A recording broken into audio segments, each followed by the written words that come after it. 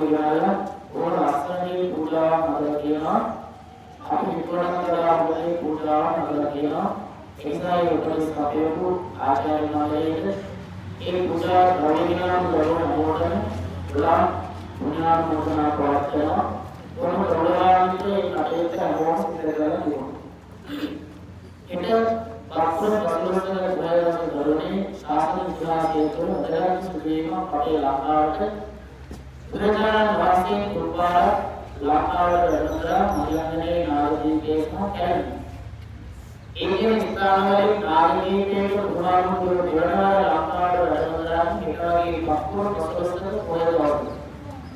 ඒ පස්පුර පසලස්සක පොයදවස වැඩමලා ප්‍රධානම හේතුව තමයි නාගදීපයේ වැඩමලා. අපි බුදුරජාණන් වහන්සේගේ ගෞරවණීය මේ මහා පත්‍රාර්ථයේ පාරිච්ච හතරවන බුදුහාමුදුරුවෝ. මේ මහා පත්‍රාර්ථයේ බුදුරෝ පස්යෙන් පාලනය. එක බුදුහාමුදුරුවෝ කෙනෙක් ආගමේ පාලනය දෙන්නයි මෛත්‍රී බුදුරජාණන් වහන්සේ. උන්වහන්සේ පාලනය කරන මේ මහා පත්‍රාර්ථයේ හතරවන බුදුහාමුදුරුවෝ අපේ ගෞතම බුදුරජාණන් වහන්සේ.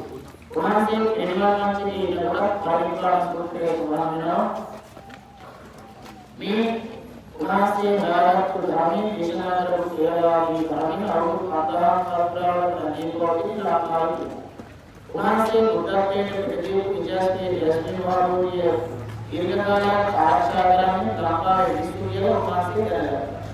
එහෙම තමයි ලංකාවට තුපාර අපේ අසල්වාසී රටට වැඩකරන බුදුරජාණන් වහන්සේ බුද්ධත්වයෙන් පස්සේ සියවසේ වස්තුන් පසලස්සන පොයදවස.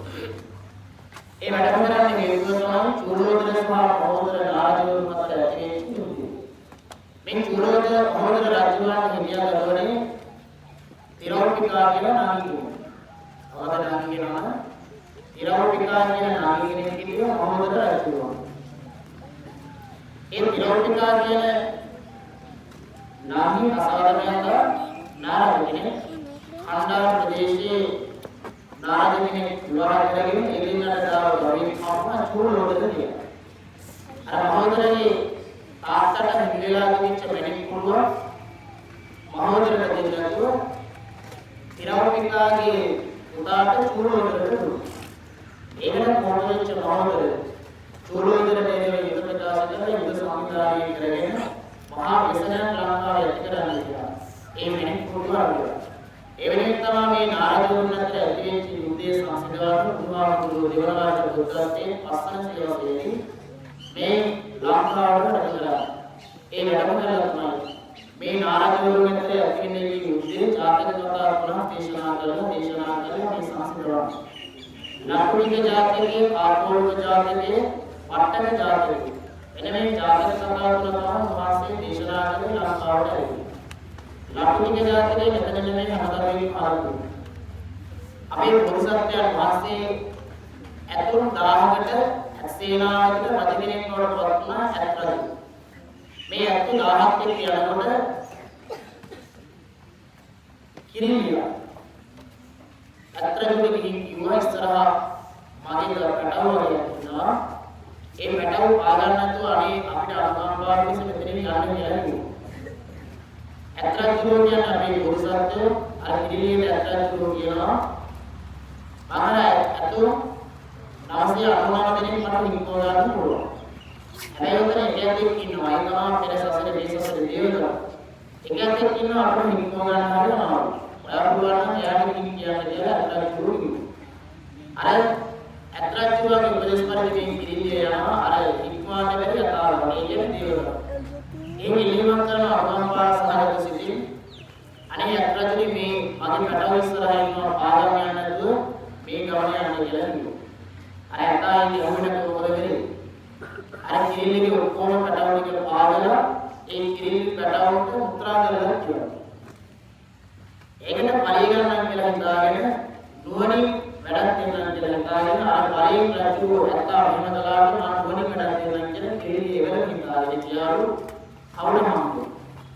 කවුරුහම්බුලා කවුරුට සේවය කියලාලු වාසදා. කවුරුහම්බුලා ඒවත් එක පහ විතර කරලා සේවය අර සිද්ධිය රජු මේ කවුරුට කිව්වෝ. කවුරුට කියනවලු මේ යථා උත්තරී යන වෙලාවට ඇස් දෙක අඳ කරන්නේ. ඒ එළිය පිටු කරන්න යන්න කලින් ඊගාවට යනවලු නිලමැස්සෙක් ගාවට එන්නේ. නිලමැස්සට සේවය කරලා අනවලු මොකටද මම මෙච්චර ගන්න සේවය කරන්නේ. අර කවුද අඳ කරපු ඇස් දෙකට ගිහින් පණුවෙන් ඉන්නේ කිව්වා ඉහතකින් කිව්වා ඇස් දෙකේ මොනේ.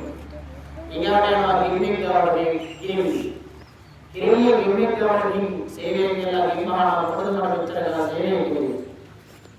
අර ඇස් දෙක අඳ වෙච්ච පණුවාගේ යනවා වතුර හොයා පුරාසෙ යනකොට අර ඇතා හිතනවලු ඇස් අඳ වෙච්ච ඇතා හිතනවලු මේ වැඩිය කෑගෙන තැනක තමයි වතුර තියෙන්නේ කියලා වැඩිය ඇතා එකක් ගියාලු අඳක් බාවලු. අඳුරාවට ඇතා ගියාලු වැඩිය කන්දේ ඉබට දැස්සලු වතුර තියෙන්නේ විනෝද දැනගත්ත වැඩිය කෑගෙන විනෝද දැනගත්ත කියලා අන්තිම පාඩම වුණා. ඒකමාර කීයේ මරියක් හැටි ලකුණේ දාපු. එනිසා ඒ අකීකරුව මහිත්මුරායතා මේ ලක්ෂ්මී ජාතකයෙන් ගන්නවා. එනිසා අපේ මුක්තියක් නැත්තම් මහිත්මුරාය කියලා කියන්නේ ඒක විනාශය ලබාගෙන ඉස්සරහට අපිට. ඒසා හැමෙලේම ඉක්කෙන්නේ. මාධ්‍යයෙන් ඉතියක් ගුරුවරයෙක් කෙනෙක් කතා කරලා කවුරුත් කතා කරලා පාසල තුලදී ඉතිරිදෙන්නේ. අපේ මුක්තිය සම්පූර්ණව තියාගන්න පුළුවන් නම් කවදාවත් අපේ දෙහිම විනාශය අසුලාව දෙන්නේ නැහැ.